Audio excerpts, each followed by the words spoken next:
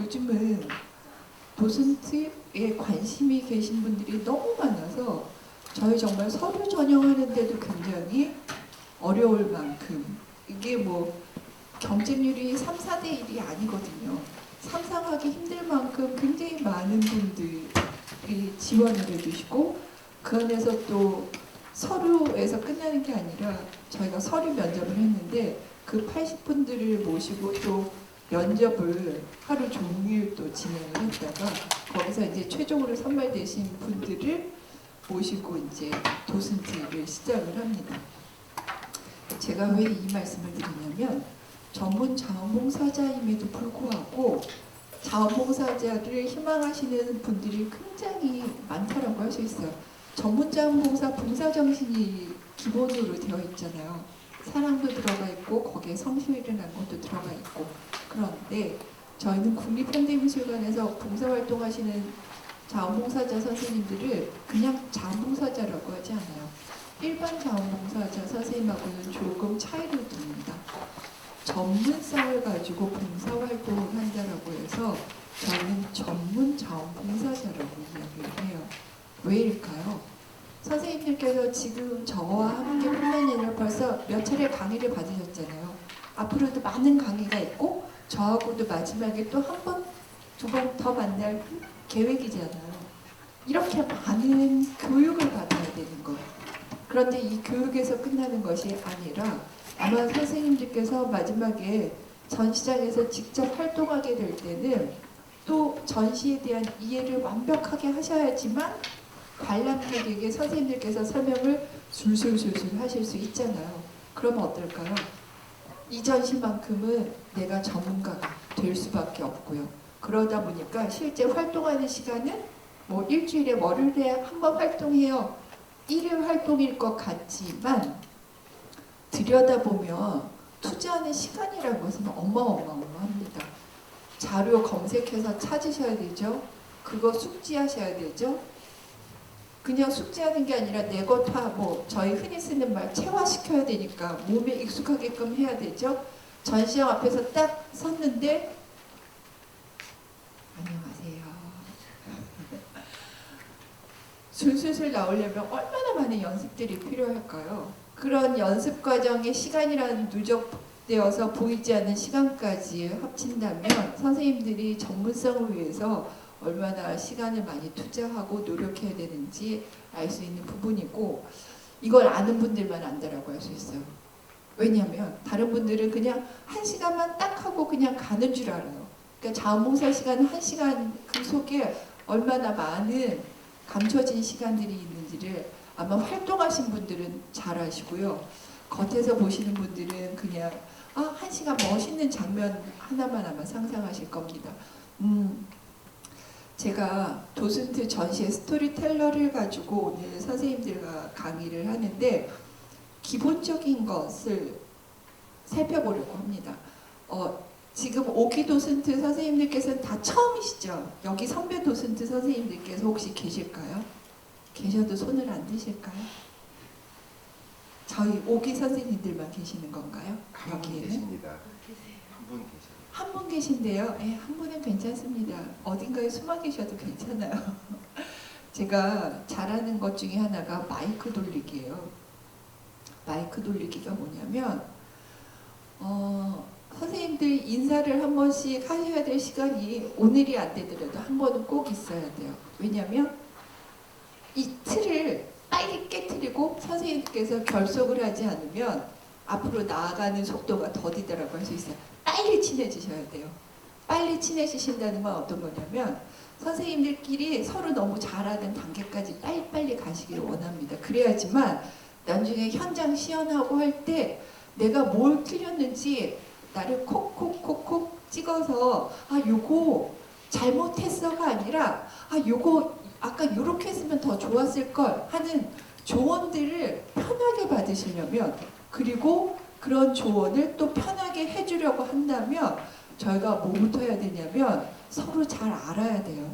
왜 저희가 다른 사람들 좀 부끄러운 측면이 있잖아요. 부끄러운 측면을 빨리 깨뜨려 버려야 된다고 할 수 있어요. 사실 사람들 성향이 여러 가지긴 합니다만 어떤 분들은 내 가족이 왔었을 때 지원군이 돼서 든든하게 설명을 잘할 수 있어. 이런 사람도 있지만 오히려 가족이 부끄러워서 내가 가족 얼굴 보면 내가 뭐가 울먹해서 설명이 잘 안 돼. 이런 것도 있지만 가족 같은 이지 가족은 아니잖아요. 하지만 가족처럼 어떤 친분 관계를 형성하면 나중에 선생님들이 첫날 첫 설명할 때 일반 관람객들은 전혀 모르는 사람이라서 또 그래서 또 떨리고 할 때 주변에 나의 동기들이 몇 사람 이렇게 주변에서 눈길만 주고받아줘도 첫 설명할 때 아마 떨지 않고 잘 하실 수 있어요. 제가 초반에 중간에서 말씀드려야 될 여러 가지 것들을 한꺼번에 말씀드렸는데 이제 초반부터 좀 찬찬히 살펴보도록 하겠습니다. 제가 저 위에 올라가는 게 좋으실까요? 저는 선생님들이 가까이 계셨으면 좋겠어서 혹시 제가 이 정도 거리에서 해도 선생님들 시선에 방해가 되지 않는다면 제가 이 거리를 유지해도 될까요? 근데 이거 허락을 앞에 있는 선생님들한테 받아야 되겠다. 제가 막 이러고 있다가 갑자기 마이크를 확 넘기더라도 당황하지 마시고. 도슨트, 도슨트란 무엇인가? 라고 되어 있는데 제가 아까 뭐 마이크 돌리기가 뭐가 잘하는 사람인 것처럼 말씀드렸는데 이 마이크를 왜 말씀드렸냐면 선생님 저희가 전시장에서 실제 활동할 때 여기도 무선 마이크 쓰고 도슨트를 하나요? 잘 모르세요? 저희는 마이크 사용하나요? 네. 마이크, 이 마이크라도 노래방 마이크 말고요. 대중을 대상으로 마이크 잡아보셨나요? 아마 익숙하지 않으실 거예요. 마이크로 내가 뭔가를 얘기하면 저 이렇게 돌아서 들리는 소리가 굉장히 낯설어요. 내 목소리가 맞나? 혹시 그런 거 해보셨습니까? 내 목소리 녹음해서 들어봤더니 이게 내 목소리인가? 나는 자꾸 의심을 하는데 다른 사람들은 다 내 목소리래요. 예. 이게 듣는 사람, 말하는 사람 이게 굉장히 거리감을 느끼게 되는 게 마이크예요. 그래서 제가 마이크 돌리는 게 특기입니다라고 했었던 것이 마이크하고 친숙해져야지만 선생님들께서 활동하실 때 아주 편안하다고 할 수 있어요. 이게 마이크가 불편하면 선생님 저희가 아무리 준비를 잘하고 전시장에 올라갔다라고 하더라도 순간 뭐 하나 이렇게 나를 두근거리는 게 있으면 준비했던 것이 백지탄처럼 하얗게 아무것도 생각나지 않는 경우가 굉장히 많이 있습니다. 그럴 때는 마이크 또한 그런 위험 요소 중에 하나라고 할 수 있어요. 그래서 도슨트란 무엇인가? 첫 번째 페이지, 2페이지부터 시작을 하도록 할게요. 근데 이 첫 번째 한 8, 9줄 되는 단락을 제가 제일 앞에 계신 선생님께 마이크를 넘겨드리면 제일 앞에 계신 선생님께서 한 단락을 읽어주실 거예요. 전시 안내 설명인 도슨트는 원래 라틴어로 대학 전임 교원이 아닌 강사를 지칭하는 용어이나 1987년부터 랜덤하우스 영어사전에 등재된 뒤로 전문 지식이 있는 가이드로 특히 박물관에서 이용객에게 전시의 해설을 담당한다고 정의되기 시작했다. 외국의 경우 많은 박물관에서 작품을 설명하는 도슨트나 설명인, 가이드, 박물관, 교육부 직원, 학예사 등 박물관 연구 직원과 자원봉사자로 구성되어 있다. 국내의 경우 대부분의 전시 안내, 설명인은 박물관에서 교육과 훈련을 받은 자원봉사자들이다. 이들은 이용객을 직접 대면하는 박물관의 인력으로 최근 들어 박물관 관계자들의 관심은 물론 연구 주제가 되고 있다. 이들은 전시를 경험하는 이용객들과 직접적 접촉을 통해 전시에 대한 이용객의 즉각적인 반응을 접하고 피부로 느낄 수 있는 사람들이다. 이들은 이용객에게 전시와 전시물에 대해 설명하는 임무를 담당하고 있으나 전시 기법과 운영 방법에 대한 이용객의 호응은 물론 실체까지도 감수해야 한다. 네, 맞습니다. 박수를 크게 치셔야 돼요, 선생님.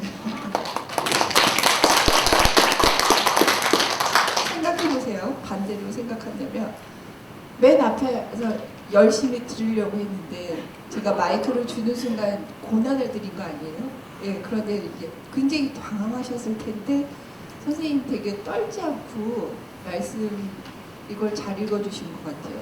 저는 초등학교 사실 옛날에 국민학교 다녔어요. 저는 국민학교 때 옛날에 그런 거 많잖아요. 읽어! 뭐 이렇게 해서 하면 항상 얼굴이 빨개지고 책 읽으라고 하면 이렇게 떨리는 목소리가 굉장히 컸습니다. 사실 지금도 아직도 제가 익숙하지 않아서 떨리는 목소리가 있어요. 말도 떨리고 아직도 떠듬떠듬거리는 게 이게 제 초기 증상이긴 합니다.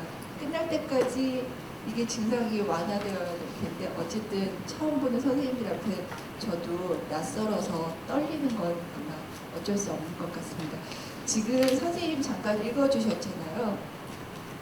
전시 해설, 가이드, 뭐 전시 안내, 설명이 여러 가지로 소개를 하는데 여기서 핵심 단어를 한번 이걸로 저는 삼고 싶어요.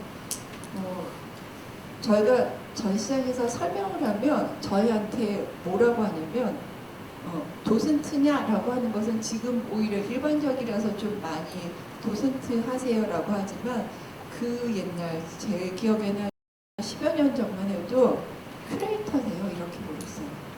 전시장에서 뭔가를 막 이렇게 하면은 저희가 학예사 큐레이터는 전시 기획자잖아요. 전시 기획자고 저희 활동하는 도슨트하고는 차이가 있지만 전시장에서 제 설명을 듣는 사람들은 저를 자원봉사자 도슨트로 생각하기보다는 과거에는 전시를 기획한 사람이구나, 큐레이터이구나 라고 많이 생각을 했고 사실은 아직도 큐레이터세요 라고 묻는 사람들이 많이 있긴 합니다. 근데 저의 기본적인 것은 전문 자원봉사자 도슨트라고 할 수 있어요. 근데 요즘 왜 이렇게 채널 돌리다가 인기 있는 유명한 전시 해설 하시는 분들 많이 요즘 방송에 많이 나왔었는데 기억하시나요? 예. 그런 분들은 전문 해설사라고 저희가 이야기를 하죠. 그러니까 봉사로 하시는 분들은 아니고 저 예술의 정은당 뭐 한가람 미술관이나 이런 기획전시, 대형 전시에서 활동하시는 전문 활동으로 하는 전시 해설사 분들이 있고 저희는 그분들하고는 좀 차이가 있다고 할 수 있어요. 그런데 여기서 저는 어떻게 하다가 도슨트가 되었을까요? 어떻게 하다가 저는 도슨트가 되었다가 어떻게 하다가 저는 여기서 이렇게 마이크를 잡고 선생님들 앞에서 설명하는 사람이 되었을까요? 저도 출발은 선생님들처럼 전문 자원봉사자 도슨트로 시작을 했다가 이게 직업으로 연결되고 그리고 교육 담당자로 연결이 되고 그래서 미술관에서 지금 여기까지 왔다고 할 수 있어요. 저의 시작 또한 이렇게 선생님들처럼 도슨트 교육과정을 이수하고 시작했다고 할 수 있어요. 그때 제가 30대도 아니고 막 40대 문턱을 넘어섰을 때 저 또한 그때 시작을 했어요. 지금 여기에 연령이 있으신 분들도 계시고 젊은 학생처럼 보이시는 분들도 있는데 저희 도슨트 활동에는 연령 제한이 없잖아요. 그리고 저희 국현에서도 봉사자 모집할 때 연령 제한, 전공 제한이 없습니다. 누구나 오세요예요. 그러면 누구나 오세요 하고 전문 자원봉사자라고 하면 이게 중간에 뭘까요? 전공자만 우대합니다도 아니고 누구나 참여할 수 있습니다라고 했는데 활동하는 것은 전문성을 갖고 활동하기 때문에 전문자원봉사라는 거를 저희는 뭐 호칭을 부릅니다라고 했는데 결국에는 미술관 안에 박물관 안에 들어와서 선생님들께서 활동하시는 그 순간순간 매 전시마다 굉장히 격렬한 교육 과정이 있다라고 할 수 있어요. 제가 오늘은 시작이니까 여기는 여기대로의 전통이 분명히 있으실 텐데 저는 제가 있는 국현에서는 도슨트 교육을 어떻게 하는지 짧게 한번 말씀드려 보도록 할게요. 이런 교육 과정이 있으니까 전문성을 가질 수 있다라고 한번 이해하실 수 있으세요? 선생님 일리 오세요. 이쪽으로 오세요. 좋습니다. 선생님 넘버 2입니다.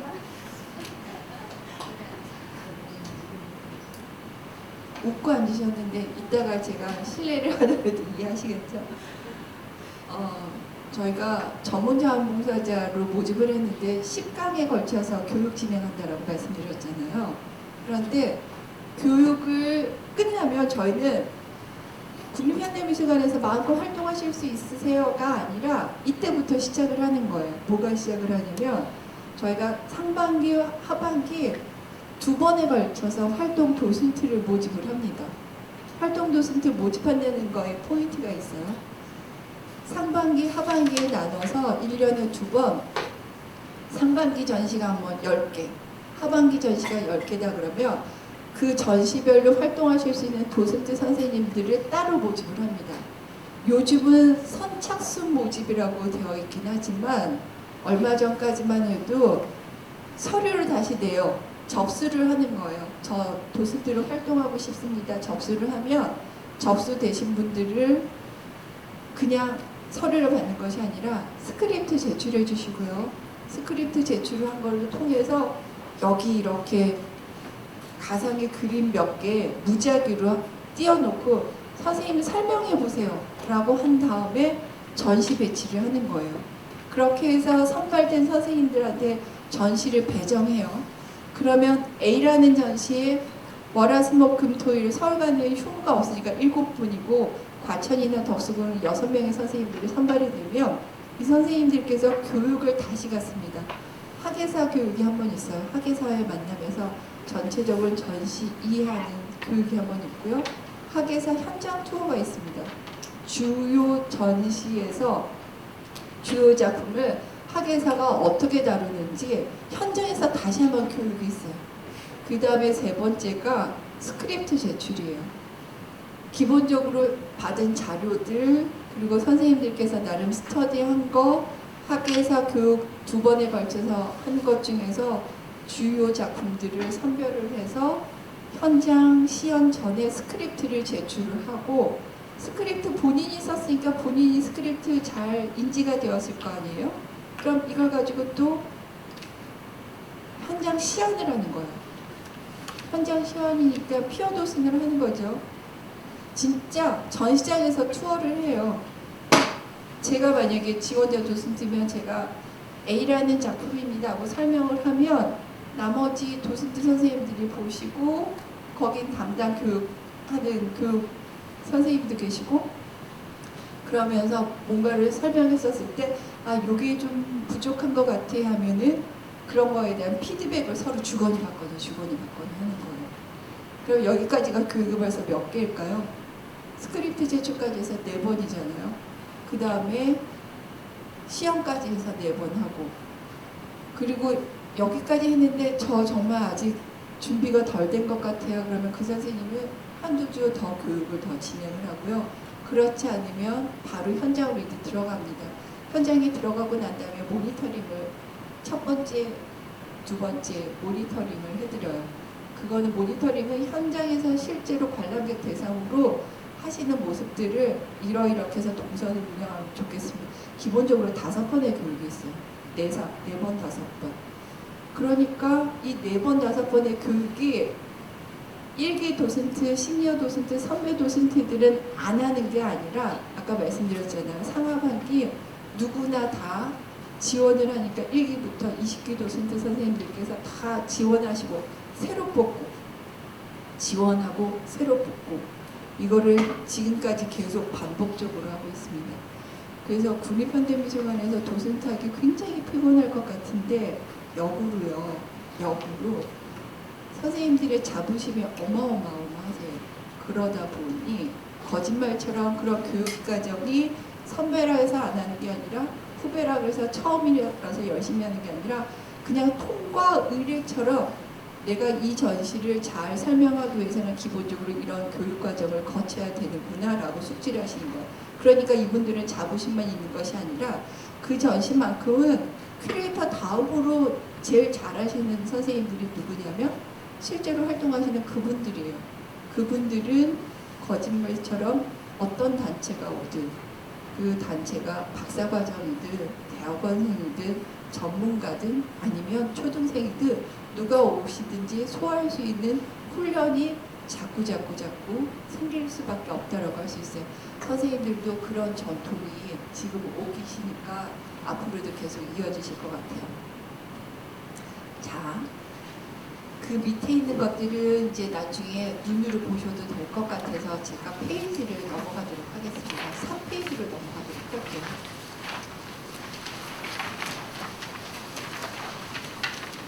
불특정 다수의 관람자 누구에게 포인트를 맞출까?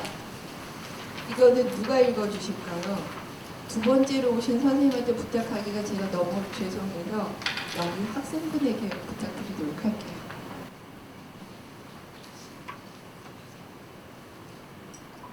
미술관을 찾는 연령과 계층은 너무도 다양하다. 뿐만 아니라 미술 작품을 지각, 이해, 추론하는 수준과 방식도 사람마다 차이가 크다. 때문에 도슨트가 관람자의 미술 작품에 대한 반응을 이해하고 전시 관람을 보다 의미 있는 경험으로 만드는 역할을 감당하기 위해서 이적 인지 단계를 이해해두는 것도 유용하다. 다음은 미국 덴버 미술관이 2년 반에 걸쳐 1000여 명이 넘는 관람자들을 대상으로 한 설문조사, 전시장 출석 조사, 그리고 심층 인터뷰를 통해 미술 작품을 보는 접근 방식과 미술관 방문에 대한 기대를 조사한 해석 프로젝트이다. 결과에 따르면 관람자는 크게 초보 관람자, 아마추어 관람자, 전문가 세 집단으로 나눌 수 있다. 네, 선생님 마이크 끄고 네, 그거 잠깐 계시고 뒤로 막 선생님이 이제 주고 싶은 분 주세요.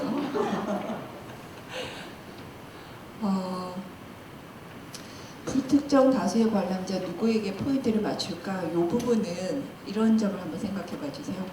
설명을 할 거 아니에요, 저희가? 누군가에게 설명을 하면 대상자가 있잖아요. 그 대상자가 저희가 저희 입맛대로 고를 수가 없다는 거예요. 어느 날은 전시장에 딱 올라갔더니 유치원 친구들이 유치원 선생님이 앞에다 세워놓고 있는 경우도 있어요. 오히려 지금은 그런 게 덜한데 초기에는 저희가 이제 설명합니다라고 하면 누구나 다 들을 수 있다고 생각해서 유치원 선생님도 대기하고 계신 적도 있어요. 그러면 어떨 때는 유치원 친구 아니면 지금 현장학습 이제 막 시작하잖아요. 그러면은 초등학교, 중고등학교 선생님들이 전시실 앞에 서 있을 수도 있고요. 어떨까요? 요즘처럼 벚꽃놀이가 한창일 때는 또 모임 가지시잖아요. 우리 11시 설명 듣고 이제 점심 먹고 뭐 하자 하면은 이렇게 모임에서 오신 어머니 모임도 있고 직장 단체도 있을 수 있고 학생들도 있을 수 있고 이렇게만 있을까요? 이렇게만 있을까요? 토요일날, 일요일날 주말 활동하시는 분들이 아마 제일 대상이 열려 있을 거예요. 어려우실 거예요. 한번 상상해 보세요. 이렇게 전시장에 안녕하세요 들어왔는데 엄마 아빠가 있고 유모차에 아기가 있고 그 옆에 5, 6살짜리 형이 있고 그 뒤에 어머님 아버님이 따라 들어온다고 생각해 보세요. 한 가족만 해도 20, 30대뿐만 아니라 40, 50대, 60대 그리고 유치원 친구들까지 있다라고 한다면 저희가 도대체 누구한테 시선을 맞춰서 중심을 잡아야 될까요? 라고 하면 여기서 제가 질문 좀 드려도 되겠죠. 눈높이를 어디에다 맞추는 게 좋을까요? 그냥 개인적인 생각은 일단 아이가 방해를 많이 하니까 아이를 좀 먼저 시선을 잡는 게 중요합니다. 그렇죠. 아이를 잘 데리고 가려니까는 아이 눈높이에 맞춰서 어른들이 있긴 하지만 그랬어요 어쨌어요 하면서 아이의 눈높이에 맞춰서 설명을 할 수도 있겠죠. 어떠세요? 누구한테 눈높이를 맞추는 게 좋을까요? 저도 아이라고 생각합니다. 아이도 유치원생 아니면은 뭐 초등생?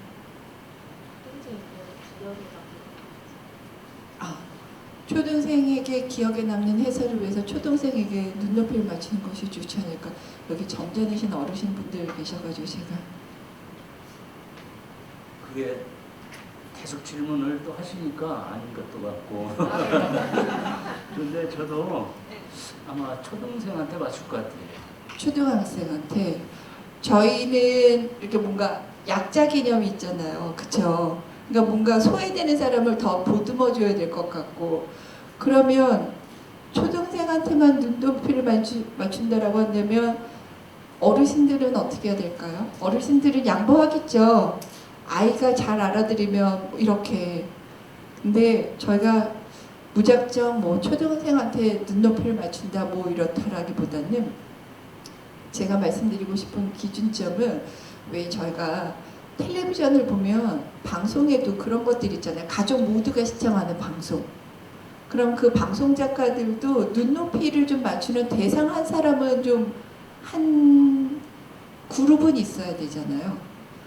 모든 걸 다 초등학생한테 맞춘다라고 한다면 그 프로그램은 어떨까요? 초등학생 눈높이에 맞춰서 프로그램 전체적인 게 이렇게 된다면 그건 어린이 프로그램이 될 수밖에 없겠죠.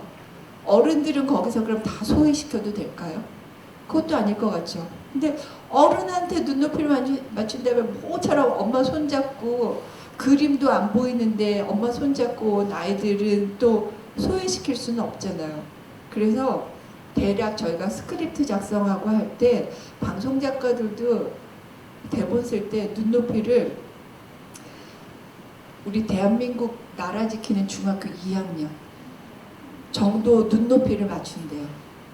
중학교 2학년 정도에 이렇게 포인트를 맞추면 어른들은 다 이해를 하고 잘 이해를 하고, 초등학생들도 형아들이 쓰는 알아듣는 정도면 초등학생들도 알아들을 수 있다는 거죠.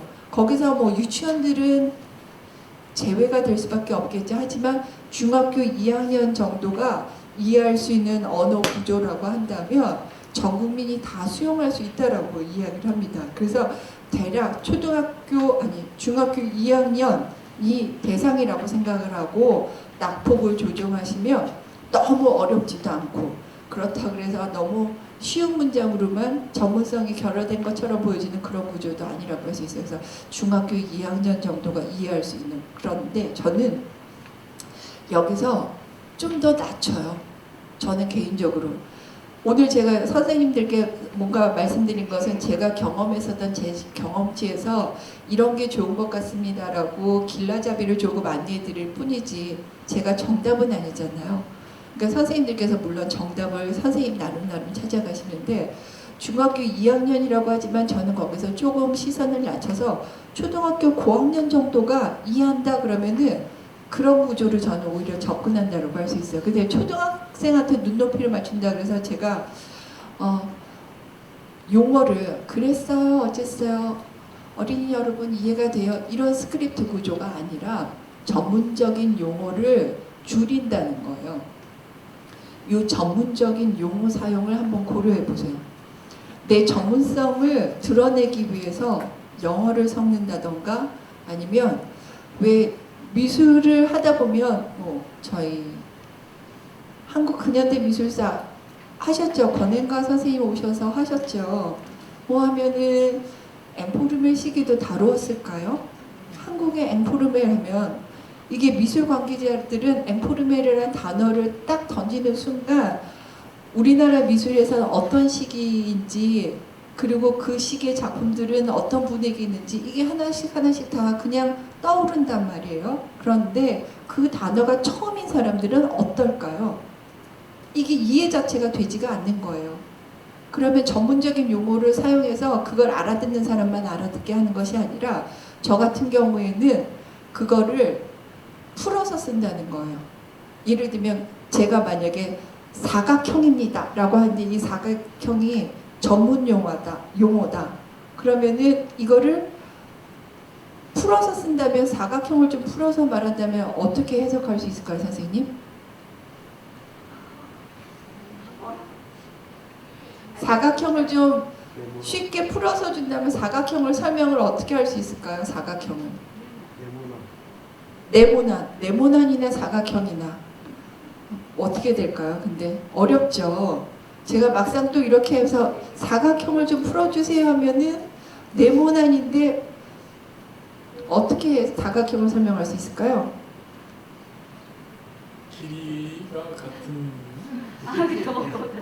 선이 4개를 붙여놓은 게 사각형.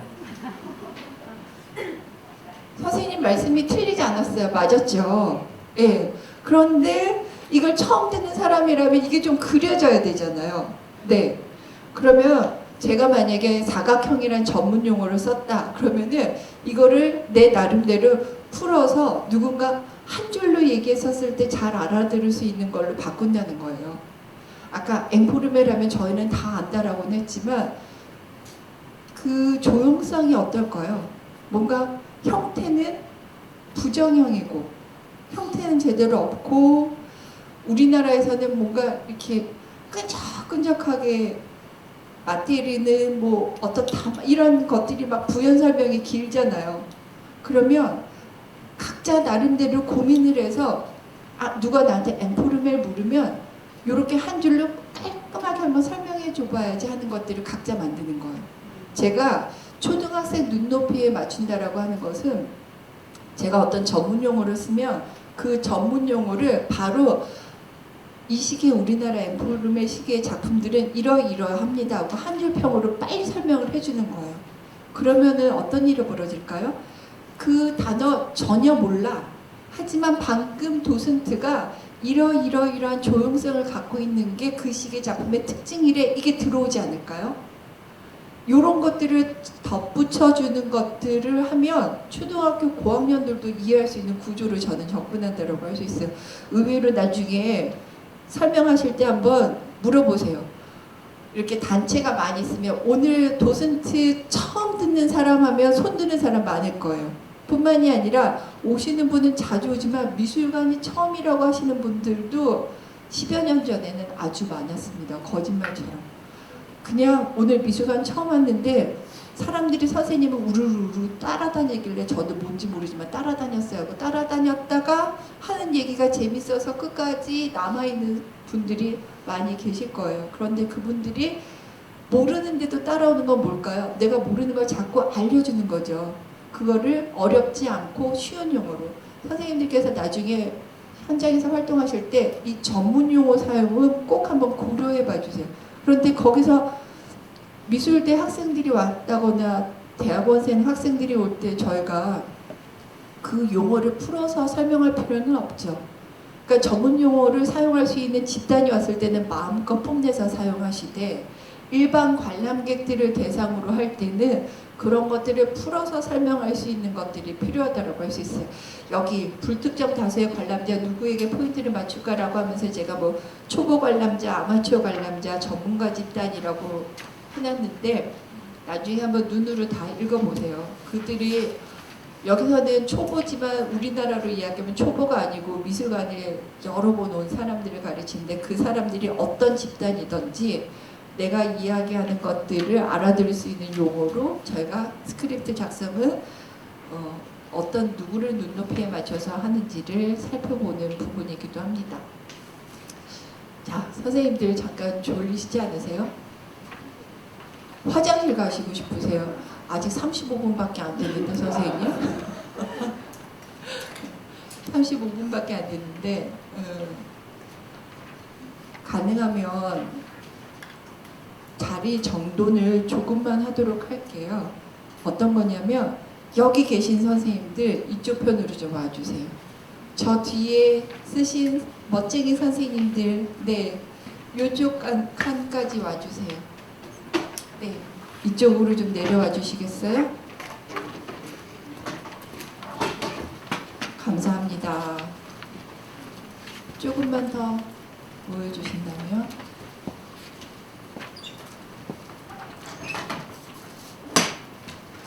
감사합니다.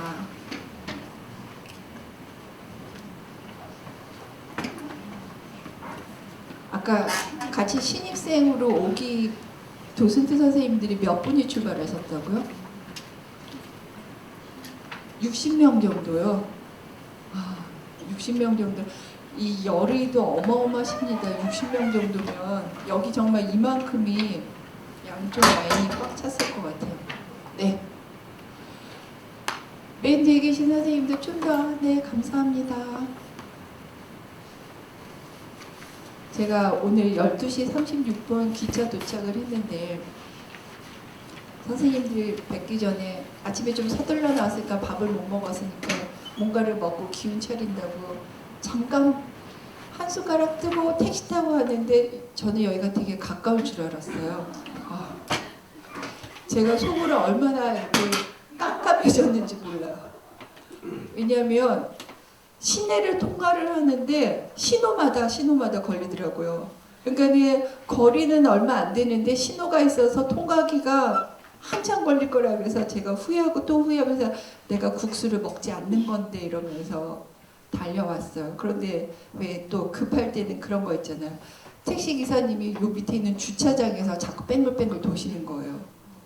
주차장 아래 주차장으로 왔는데 거기가 묘하게 저는 10초, 20초를 다투는데 선생님께서 거기서 미술관이 사라졌네 하면서 한 바퀴 도시는데 저는 그게 시간이 확 간 것 같더라고요. 거기서 잠깐 이렇게 돌고 나중에는 이렇게 뚫린 쪽으로 이렇게 해서 올라오니까 이제 미술관이 확 보여서 제가 이제 거기서부터는 막 뛰어서 그러고 왔어요. 네, 화장실 잘 다녀오셨죠? 제가 다른 진도 안 나가고 있었어요. 자, 선생님들 보세요. 도슨트 직무 영역, 작업 내용 및 작업 세부 요소 이렇게 되어 있는데요. 여기에는 자료 개발, 해설, 안내, 일정 관리 이런 것까지 들어가 있어요. 도슨트를 하는데 왜 이런 것까지 필요할까요? 해설만 하면 되는 거 아닐까요? 뭘 안내를 하고 일정 관리까지가 자료 개발하는 것까지도 이게 도슨트 직무 영역에 들어가 있는 것이 뭘까를 먼저 생각하신다면 가끔 미술관이나 박물관에 민원 제기하시는 분들 화가 나시면 관장님 나와 이런 경우 못 만나보셨죠? 아직? 저희 앞에 있다 보면은 관장님 얘기 가끔 들릴 때가 있어요. 대표자를 누구로 민원을 제기하고 싶은 거죠? 관장님을 상대로. 그런데 아까 제가 초입에서 선생님들 뭐 하면 저희가 막 도슨트 하고 난 다음에 큐레이터세요라고 묻는다 그랬잖아요. 그러니까는 도슨트라는 걸 확실히 아시는 분이 아니고서는 전시 기획한 사람으로 보기도 하고 일반 관람객 입장에서 자꾸 생각해 보세요.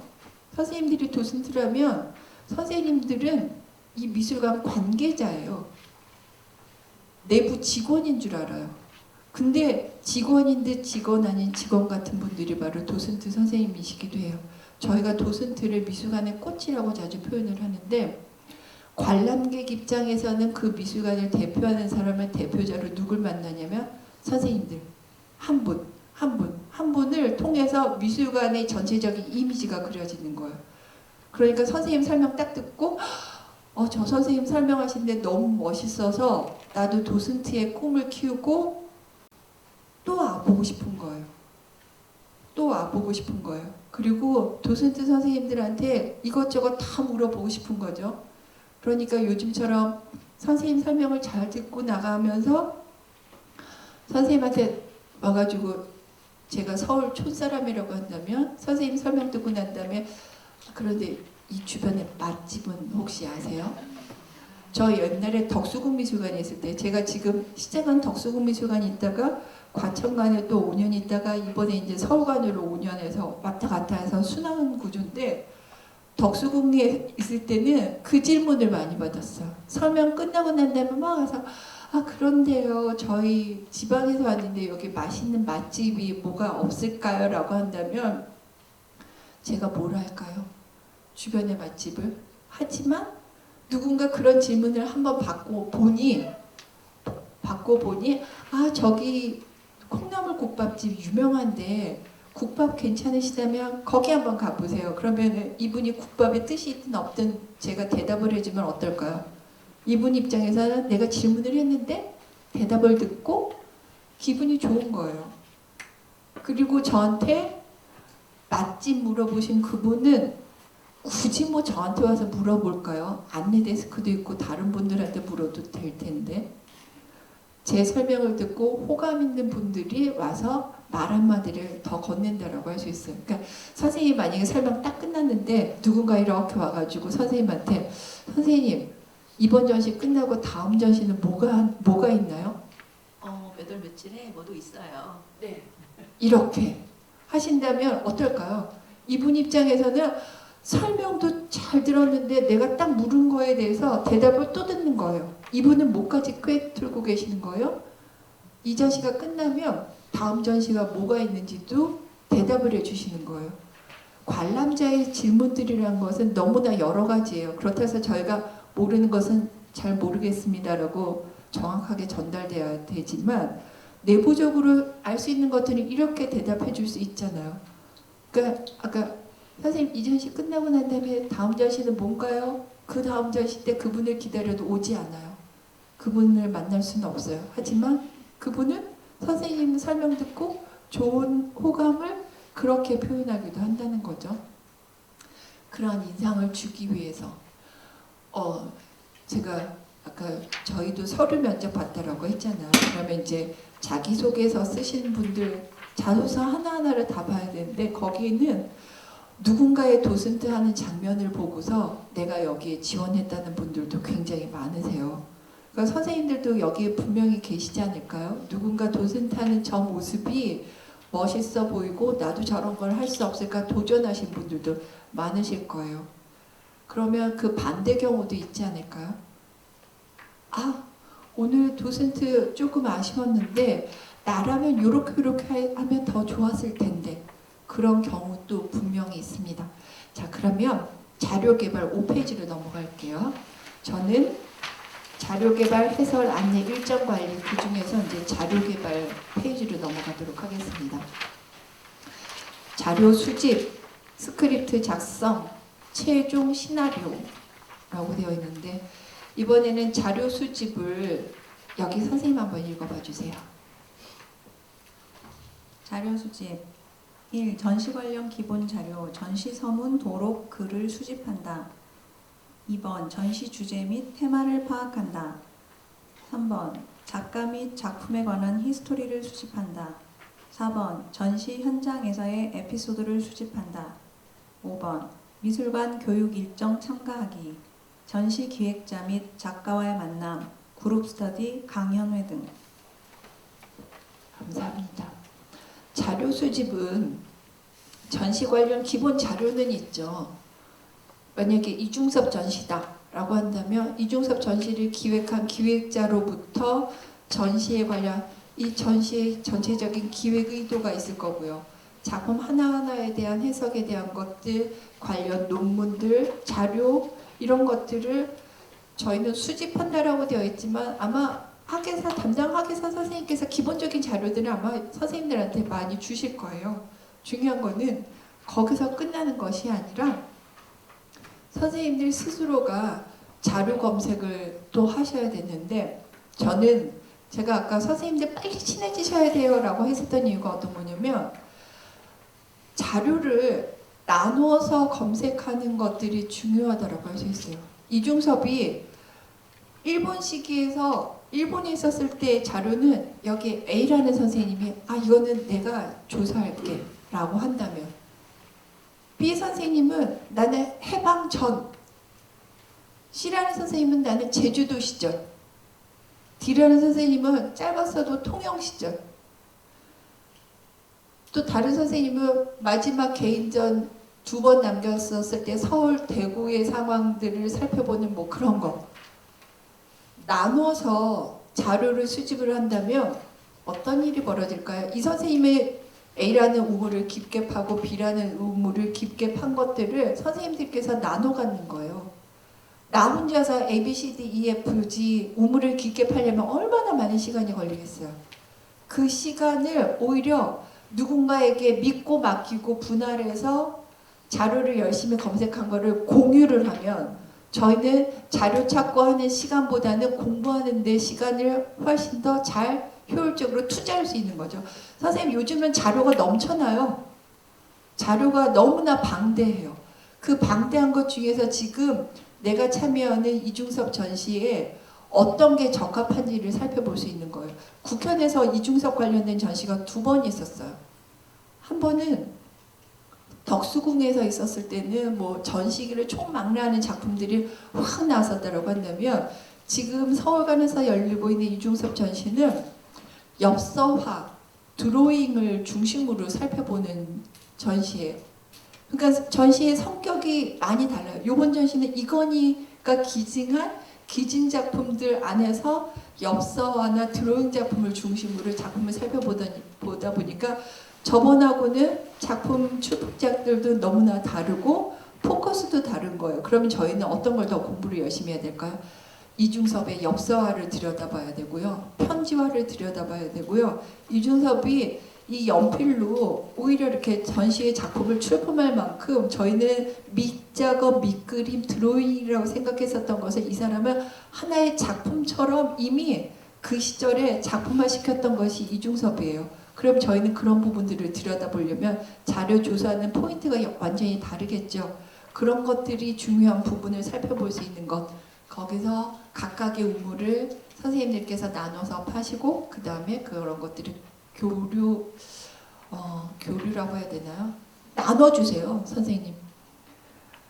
좋은 거 나만 갖고 있지 않고 선생님들한테 뭐든 있으면 다 공유한다고 생각하시면 먼 길 갈 때 친구가 참 필요한 것처럼 선생님들께서 도슨트 활동 오래오래 하시려고 하신다면 오히려 내가 있는 자료 이거 나만 봐야지 특별한 자료여야지 이런 생각은 버리시고 뭐든지 다 공유하신다고 하시면 오히려 그게 득이 되실 거예요. 여기 보시면 전시 현장에서의 에피소드를 수집한다라고 제가 적어놨는데 왜 활동하시다 보면 웃음 포인트가 있잖아요. 제가 A라는 전시 작품에서 했었을 때 요 한마디를 했더니 굉장히 재미나게 사람들이 반응했다더라. 아니면 거기서 어떤 관람객이 뭔가를 질문했을 때 내가 이렇게 대답을 했더니 참 재미난 시각이 열리더라. 이런 거 있으면 이런 사소한 것 하나하나도 서로 공유하시다 보면 결국에는 이게 이렇게 하나하나 쌓이면서 그 에피소드 같은 것도 이거 계속 내가 웃음 포인트로 사용하고 싶은데 하시지 마시고요. 다른 사람한테 그대로 한번 나눠줘 보세요. 사람이 달라지면 같이 나오는 내용도 달라져요. 선생님 왜 저희가 눈, 코, 입 사람마다 이렇게 다르잖아요. 똑같은 오디오 가이드를 사람이 읽어도 제 신체 구조를 통해서 나오는 말소리랑 내용이랑 선생님 신체 구조를 통해서 나오는 내용이랑 말소리는 다른 결로 들리는 거예요. 똑같은 내용도 다른 사람이 이야기하면 버전이 달라지면서 다양성을 갖게 되어지니까 이런 에피소드도 선생님께서 나눠서 오히려 선생님들 활동하실 때 풍부한 자료를 활용하시면 좋으실 것 같아요.